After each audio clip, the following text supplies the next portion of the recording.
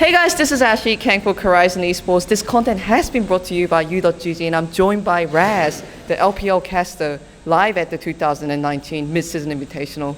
So Raz, you just came out of casting that insane series, SKT versus G2, so what are your thoughts at the moment? Oh my God, see, thankfully, I get to sit down with all the analysts on that one because we came in to just kind of watch the games and do some pre-game coverage. It was amazing being able to watch it. For me, and like being surrounded with Shox, she was going wild on that one. She's just like, of course, like die hard, hoping G2 does well, and every play that comes through, especially if like the pike gets locked in, she's like, I'm out of the room. For me, I just wanted to see the best games possible. I wanted to go the distance, and I predicted coming into it that it'd be a 3-2 for G2. It happened, but Faker was playing way too well in this specific series. So overall, my take on it was amazing best of 5, would watch again, and I was glad to be here and see kind of the audience get behind it. And both SKT and G2 I felt really turned up, and we saw a variety of strategy, including the top pike you just mentioned. Yes. But in the end, G2 came out at top as 3-2. So what do you think was the biggest difference between SKT and G2 today? I know a lot of people expect Wonder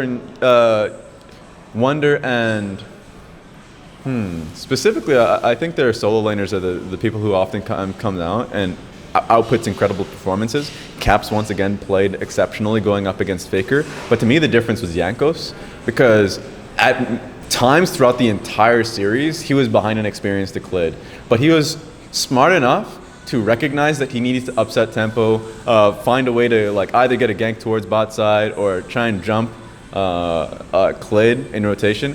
The most impressive thing to me was actually that Vi game.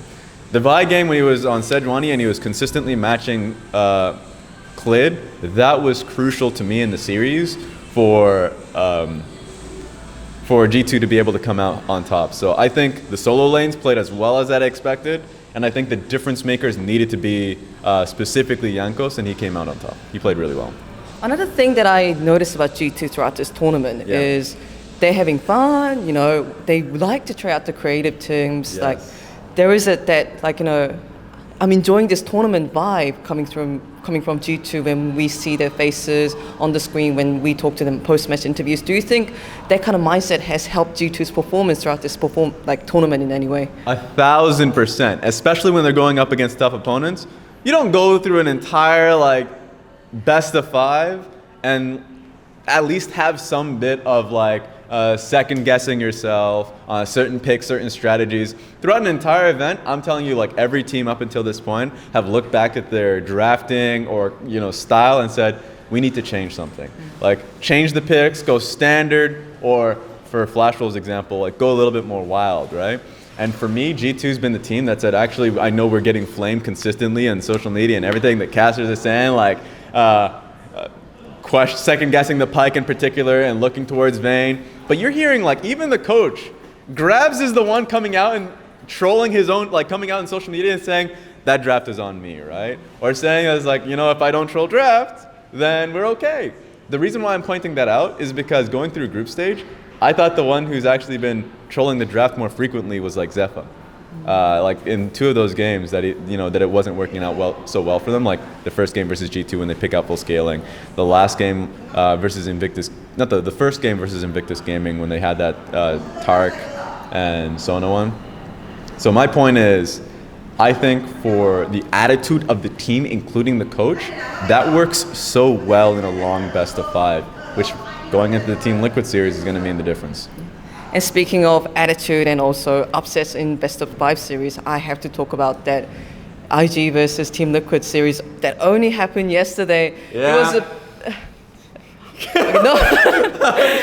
Go for it. No one saw it coming today in the broadcast when they say, one of those teams is going to meet Team Liquid at the finals. Yeah. I still don't believe my ears. So what are your take on that ridiculous outcome? It's insane. I woke up after that entire day and I still couldn't believe it. For me, I know that whole discussion about it, is it the biggest upset in the world? That one's going to continue on for a lifetime. it's one of the biggest upsets I've witnessed. Another great example is like an IEM way back, but for me, in terms of just Riot held, like the big international best of fives, 100% that was the biggest one. So I still can't believe it, but it really goes to show like that whole meme about is the gap closing? It's closed. Like that for me, 100%. I think a lot of the team's goals on creating these super teams, increasing the competitiveness in the regions, specifically like Team Liquid souped up. Same goes for G2. So they got the job done, and SKT and Invictus Gaming, the next international tournament, which we get to see them at Worlds, like that's going to be, for me, a game of just styles, like this MSI was. I think everybody was asking the question of like, what's the meta for this tournament? And there was none. And that's the first time that I didn't see teams conforming to like a support like mage meta or like, oh, we have to go all out aggressive. The only lesson you learned is that if you're going to be going late game, you have to have an early game bridge, and you can't just go all out late. You have to have some form of aggression, and that's something that I thought was a major lesson for the tournament. That's what I noticed about both G2 and Team Liquid, because throughout the tournament, they stayed true to their own playstyle. Yes. Team Liquid was criticized for you playing late game, copying SKT, which I did not agree with, but they managed to refine their playstyle, and also G2 continued to play to their creative style, innovative style, trying the wild picks, and that almost could be said as the Western mindset. And Yes. for this tournament, it has succeeded. It's all about execution at this point. I know a lot of people focus on drafts, and it's good. Like, it has a good chunk of why a game goes in a certain direction. But Team Liquid showed, like, play to your style. And when you look at iconic moments during the group stage in which Team Liquid fell, it was because they misexecuted or like played too aggressive when they had scaling picks. So if we're just watching, for me, watching these two best of fives come through and looking onto the future, you expect both these teams to play to their style, and it really comes down to who executes the best. That's what I love about the meta. That's what I love about the game, is that it's not about like, oh, this team has a better draft, so they win. That's not happening these days. And that makes us even more hyped up about the finals in tomorrow. NA versus EU in an international tournament.